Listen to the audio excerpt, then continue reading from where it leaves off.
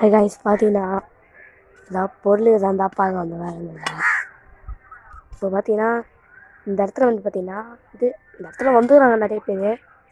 இதை பொறுத்த வரைக்கும் யார் வந்துடுறான்னு தெரியல. ஒரே பார்த்தீங்கன்னா குப்பையாக இருக்கும், உங்களுக்கே தெரியும். சரி வாங்க எதாக இருக்குதான் செக்கிங்கை போட்டு வேண்டியது.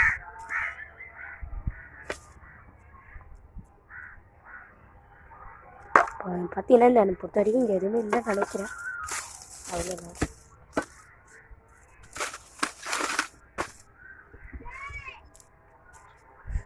இங்கே இதுதான் பார்ப்போம்.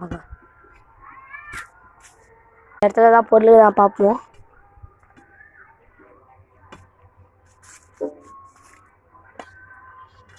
உள்ளே பார்த்தீங்கன்னா எதுவும் இருக்குது, உங்களுக்கே தெரியும்.